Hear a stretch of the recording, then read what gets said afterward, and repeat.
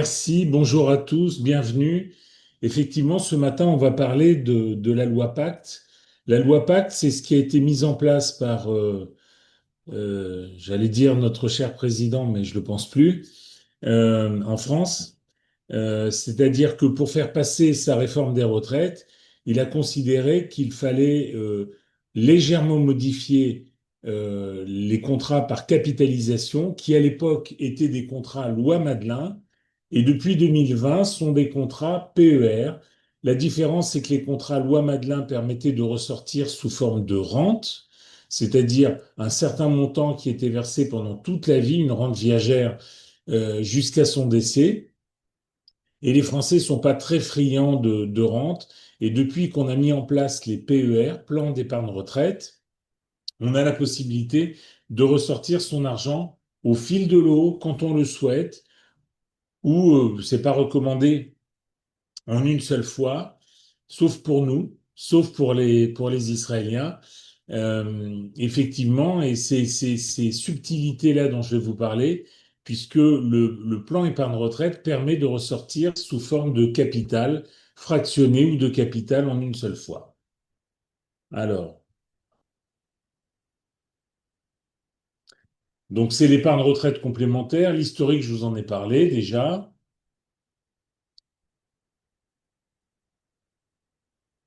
Alors, simplement, pour que vous sachiez comment ça a évolué dans le temps. Dans un premier temps, on a toujours considéré que les retraites n'étaient pas suffisantes en France, donc il y a eu des retraites complémentaires. Alors la première, c'était celle des fonctionnaires. J'ai rajouté une petite phrase perfide, on n'est jamais mieux servi que par soi-même. C'est la création de la préfonds retraite en 1968, vous voyez, ça remonte. Et ce qui est important, c'est que tous les versements que vous pouviez faire au titre de ce régime étaient effectués, étaient effectivement déductibles fiscalement. Donc c'était très intéressant. Puis la retraite complémentaire des salariés, l'article 83, ça date de 1985. Donc vous voyez, il s'est passé du temps entre les deux. En 1992, je crois, 94, la création de la loi Madelin. Donc depuis 94, tout libéral en France peut effectivement déduire certaines sommes de son revenu fiscal de référence. Donc pour vous donner un exemple, un médecin qui gagne, je ne sais pas moi, 200 000 euros par an et qui met 20 000 euros pour sa retraite ne payerait plus que des impôts sur 180 000 euros puisque les 20 000 euros qu'il a mis en retraite sont totalement exonérés.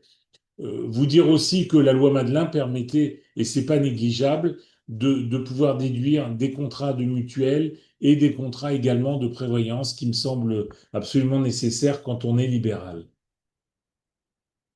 Je passe très très vite. En 2003, il y a eu une petite évolution, donc une dizaine d'années plus tard, 9 ans plus tard, la création de la loi Fillon. Je vais passer parce que ça n'a pas duré très longtemps. Et la loi Pacte, qui date du 1er octobre 2019, donc ça fait maintenant 5 ans, 6 ans que nous avons cette loi Pacte qui est mise en place avec des plans épargne retraite. Donc rien n'a changé, les versements sont toujours déductibles fiscalement et la sortie en rente est toujours fiscalisée en capital ou en capital fractionné. Donc imaginez simplement que vous ayez mis 250 000 euros de côté au moment de votre départ en retraite, eh bien, vous pouvez les récupérer en une fois, en deux fois, en trois fois, en 10 fois, en prendre 10 000 euros par an pendant à peu près 25 ans. Mais en tout état de cause, l'argent continue d'être placé, ce qui est un énorme avantage par rapport à la rente qui était complètement figée. Et puis surtout, on a la possibilité de retirer ces sommes quand on en a besoin effectivement avec une fiscalité à la sortie, puisqu'on a bénéficié d'un avantage de déductibilité totale de nos versements pendant la période de constitution. Voilà rapidement tout ce qui rentre dans le PER. C'est un petit peu complexe, mais les anciens contrats Madelin, les anciens contrats PERP, c'est ce qui ressort de la loi Fillon, les PERCO, plans d'épargne retraite collective, les articles 83 des entreprises et puis également la préfonds des fonctionnaires. Tout ça peut aujourd'hui être réuni dans une seule poche qui s'appelle le PER. Et ce qu'a fait, et c'est important que vous le sachiez, le législateur, c'est la possibilité, et ça n'est pas ouvert pour tous les contrats, mais par contre, pour tous les contrats retraite, on a la possibilité dorénavant de les loger dans un PER. Donc tous ces systèmes auparavant qui ne permettaient pas de ressortir sous forme de capital peuvent simplement, sur simple transfert, c'est comme ça que ça s'appelle, rentrer dans un nouveau contrat qui lui permettrait la sortie en capital quand on le souhaite. Bon, donc un unique contrat, vous l'avez compris. Ça, c'est un tout petit peu compliqué, je ne vais pas trop rentrer dans les détails. Par contre, il y a un élément qui est important, c'est on est aujourd'hui en présence ou de personnes qui envisagent de faire une alia ou de personnes qui ont déjà réalisé leur alia. Donc sachez simplement que lorsque on est résident fiscal israélien, pour savoir qui va taxer, il faut se référer à la convention franco-israélienne qui date de 85, je crois. Elle est très ancienne, elle n'a jamais été modifiée. Et cette convention entre le gouvernement de la France et le gouvernement de l'État d'Israël est prévue en vue d'éviter les doubles impositions et de prévenir de l'évasion et de la fraude fiscale en matière d'impôt sur le revenu et sur la fortune. Donc, non, c'était pas 85, c'était 95. Voilà. Alors, l'article 18, parce que une convention, c'est très très long, il y a beaucoup de textes, beaucoup d'articles. Nous, ce qui nous intéresse, ce sont les pensions. Regardez bien parce que ça a son importance. Sous réserve des dispositions de du paragraphe 2 de l'article 19. Qu'est-ce que c'est le paragraphe 2 de l'article 19? C'est simplement que si les retraites sont des retraites de fonctionnaires, elles seront toujours taxées en France. À cette exception près, toutes les autres pensions, qu'elles soient du privé, qu'elles soient libérales, qu'elles proviennent d'une caisse de médecins, d'avocats, de kinés, de notaires, peu importe, toutes les pensions autres que des pensions issues d'une activité fonctionnaire rentrent. Voilà, pensions et autres rémunérations sont payées à un résident d'un État contractant, ne sont imposables que dans cet État. Donc regardez bien, payées à un résident d'Israël, par exemple, ne sont imposables que dans cet État. Donc ça provoque, bon alors les rémunérations publiques, ça je vous en ai déjà parlé juste avant, c'était le paragraphe 2. Donc, je vais vous montrer simplement un élément qui a toute son importance aujourd'hui,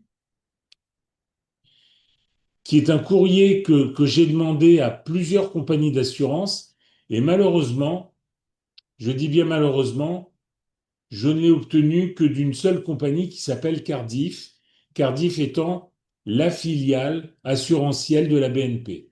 Donc, on va le lire ensemble, si vous voulez bien. Ça m'est adressé donc à Paris. C'est une démarche que j'ai entreprise avec tous les assureurs de la place, tous ceux avec lesquels je travaillais.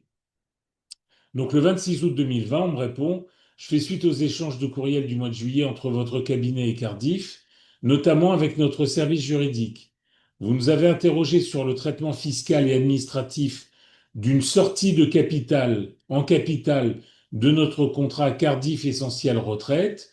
Peu importe, tous les contrats Cardiff, il y en a d'autres aujourd'hui, fonctionnent parfaitement avec ce courrier, issu de la loi Pacte pour un client résidant fiscalement en Israël. Une convention bilatérale signée entre Israël et la France le 31 juillet 1995 précise dans son article 18 ce que je vous ai déjà lu précédemment. Aussi, en cas de liquidation du PER, en rente ou en capital, mais disons que c'est en capital, personne ne prend plus de rente aujourd'hui. Le résident israélien ne sera pas imposé en France tant sur la partie capital que sur la partie intérêt. Je continue.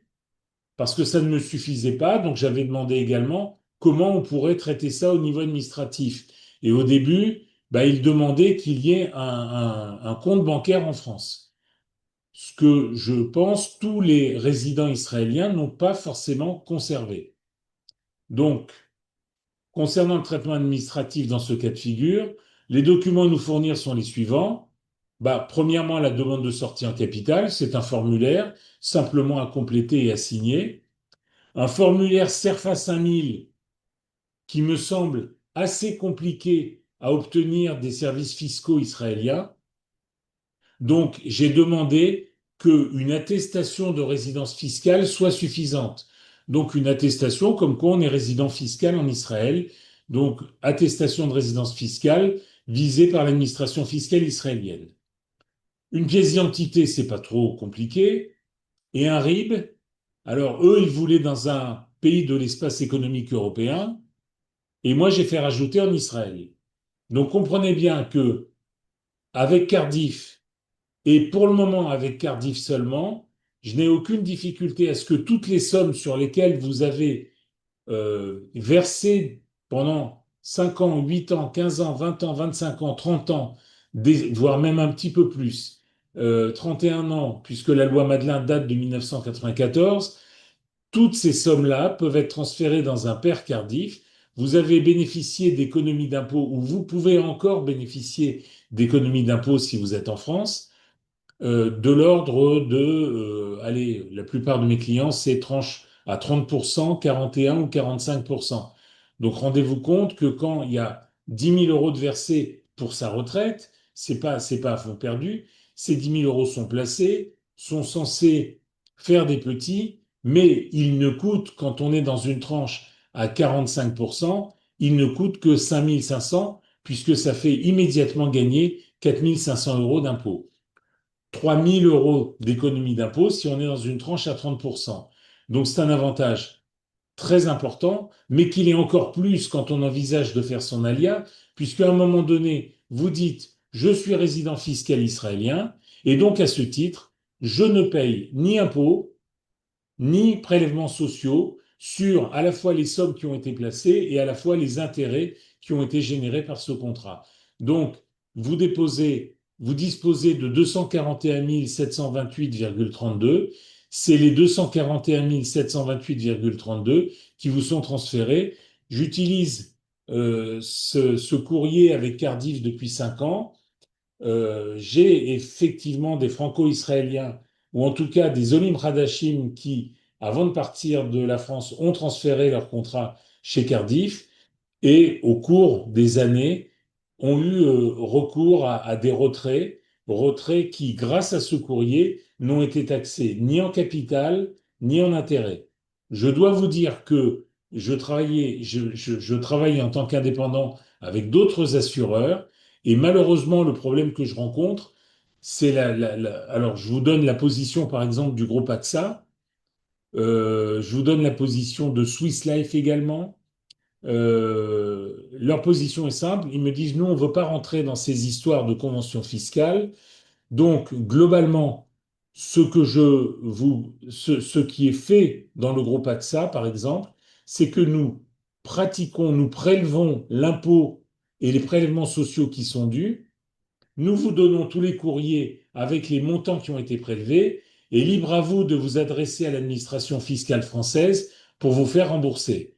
Croyez-moi, c'est la croix et la bannière et il faut un bon avocat pour arriver à ses fins et du temps devant soi. Donc je préfère nettement être avec une compagnie qui a pris un engagement écrit et qui le respecte, puisque j'en ai la preuve aujourd'hui. Je suis maintenant ouvert à toutes vos questions.